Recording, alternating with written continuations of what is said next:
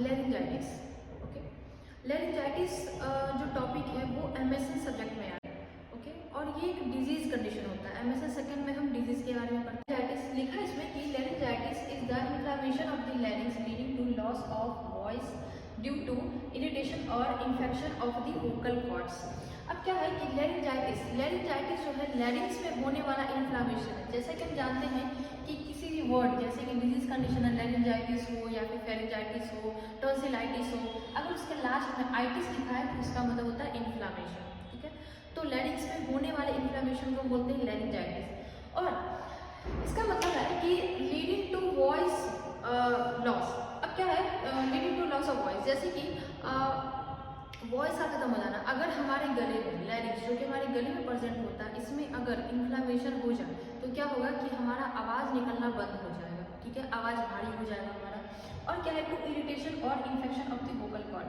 हमारे गले में इन्फेक्शन होने के बाद ये होता है वोकल कॉर्ड जो कि हमारे गले में प्रेजेंट होता है, जिसका काम है आवाज़ निकालने का। जो हम स्पीच प्रोडक्शन करते हैं आवाज़ निकालने का, वो काम होता है वोकल कॉर्ड के द्वारा। अगर इसमें कोई इन्फेक्शन हो जाए, ठीक है, तो उसके बाद क्या होता है कि ये वॉइस लॉस हो जाता है हमारा और हमारे गले में इन्फ्लेमेशन हो जाता है, सोइंग हो जाता है। उसका कारण क्या है होने का, मतलब कि इटियोलॉजी एंड कॉजेज, क्या कौन कौन से ऐसे कारण हैं जिसके कारण लेरिंजाइटिस होता है, हमारे लैरिंक्स में इन्फ्लेमेशन होता है। चलिए, सबसे पहला पॉइंट है वायरल इन्फेक्शन। वायरल इन्फेक्शन जो कि मोस्ट कॉमन है। वायरल इन्फेक्शन जो होता है हमारे गले में वो कि मोस्ट कॉमन है। ज़्यादातर व्यक्ति को जो लेरिंजाइटिस होता है उसका कारण क्या है, वायरल इन्फेक्शन, जो कि राइनोवायरस और एडिनोवायरस के द्वारा होता है।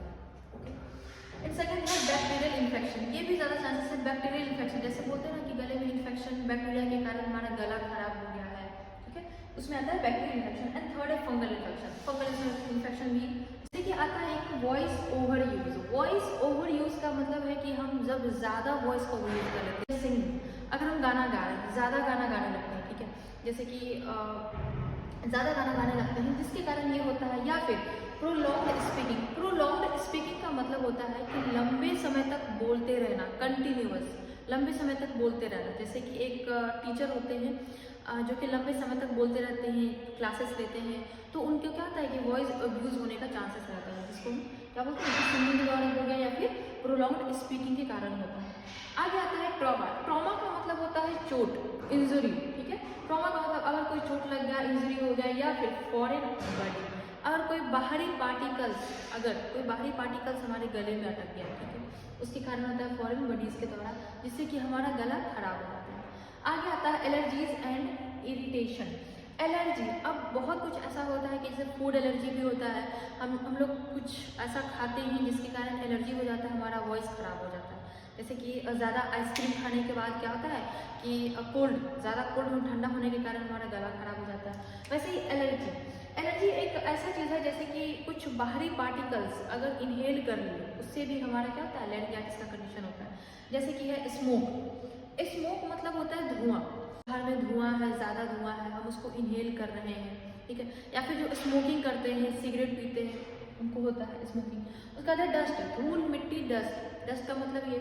आगे केमिकल्स, जो केमिकल सब्सटेंस अगर होते हैं, अगर हम उनको इनहेल कर रहे हैं, ठीक है, कुछ ऐसे केमिकल सब्सटेंस अगर हम इनहेल कर रहे हैं तो उसके कारण भी होता है। चलिए अब आगे बढ़ते हैं। साइन एंड सिम्टम्स मतलब कि क्लिनिकल मैनिफेस्टेशन। क्लिनिकल मैनिफेस्टेशन का मतलब होता है साइन एंड सिम्टम्स, क्या क्या ऐसे लक्षण दिखेंगे लेरिंजाइटिस होने के बाद। ओके, सबसे पहला पॉइंट आता है लॉस ऑफ वॉइस। मतलब कि सबसे पहला पॉइंट आता है लॉस ऑफ वॉइस, आवाज़ का बंद हो जाना।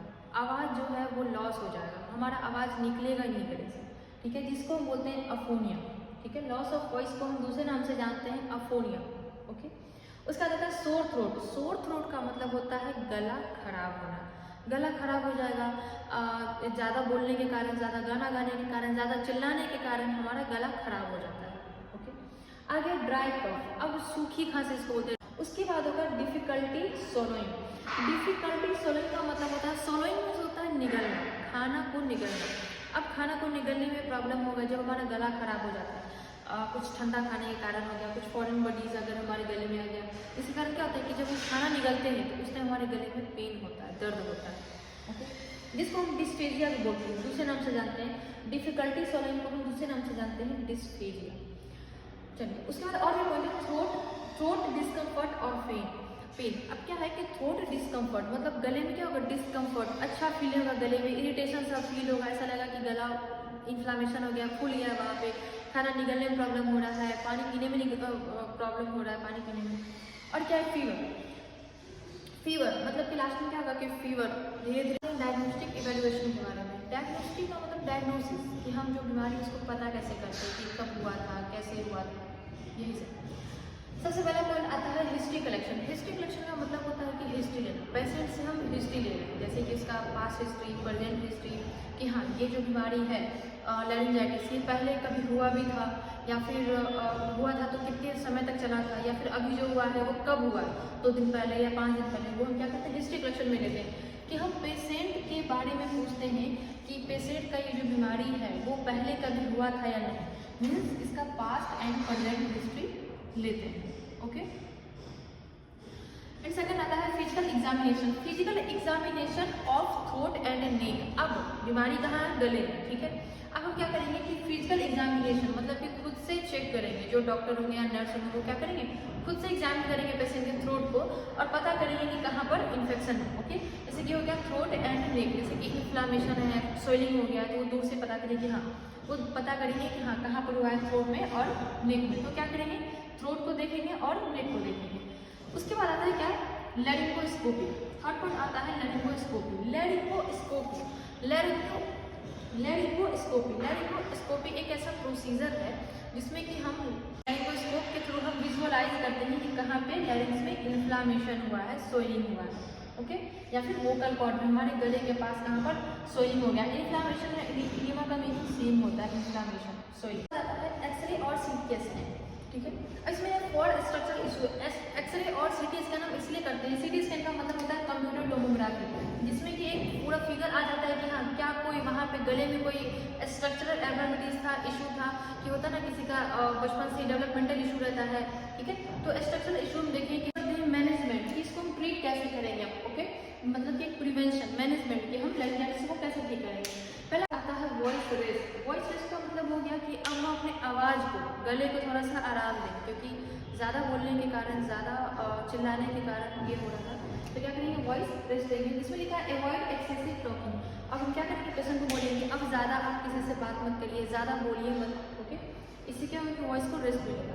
उसके बाद आता है क्या, एनाल्जेसिक एंड एंटीपायरेटिक्स। अब हम उसको मेडिकेशन देंगे, दवाई इसका हम चलाएंगे, कौन सा, तो एनाल्जेसिक एंड एंटीपायरेटिक्स। आप जानते होंगे कि एनाल्जेसिक और एंटीबायोटिक्स दोनों क्या होते हैं, एनाल्जेसिक होते हैं पेन के लिए और एंटीबायोटिक होते हैं फीवर के लिए। अगर उस पेशेंट को फीवर आ गया, हल्का फुल्का बुखार है, तो क्या करेंगे, एंटीबायोटिक्स मेडिसिन देंगे, जो कि लिखा है for pain and fever. And next आता है एंटीबायोटिक्स। एंटीबायोटिक्स का मतलब होता है कि जो एंटीबायोटिक मेडिसिन है वो काम करता है बैक्टीरियल इन्फेक्शन के लिए, ओके, बैक्टीरियल इन्फेक्शन को वो किल करने का काम करता है, तो हम एंटीबायोटिक मेडिसिन देंगे। एंड उसके बाद आता है कॉर्टिकोस्टेरॉइड। कॉर्टिकोस्टेरॉइड मेडिसिन हम देंगे जो कि काम करता है इन्फ्लामेशन को कम करने में, स्वेलिंग को कम करने में, लिखा है फॉर इन्फ्लामेशन और वोकल कॉर्ड इडिमा। और इडिमा जैसे कि ये वोकल कॉर्ड में जो इडिमा, जो वोकल कॉर्ड फूल गया था, एडिमा हो गया था, उसको क्या करता है, ये रिलीफ देता है, आराम पहुँचाता है, एडिमा स्वेलिंग कम करता है। एंड आगे है कि अवॉइड स्मोकिंग। अवॉइड स्मोकिंग हो गया कि जो व्यक्ति ज़्यादा स्मोकिंग करते हैं उसके कारण भी ये दिखता है कि अगर हम ज़्यादा धुआं ले रहे हैं, साथ में ये गले में इरिटेशन हो रहा है, फील हो रहा है, तो क्या करेंगे हम उस पेशेंट को समझाएंगे कि आप स्मोकिंग नहीं कीजिए, ओके। एंड आगे आता है क्या, एंटीहिस्टामिन। एंटीहिस्टामिन ये मेडिकेशन होता है, वो एलर्जी के लिए यूज़ किया जाता है, जो उसके गले में इरिटेशन है, एलर्जी हो चुका है, क्या करेंगे हम एंटीहिस्टामिन मेडिकेशन देंगे जिससे कि उसको रिलीफ मिले।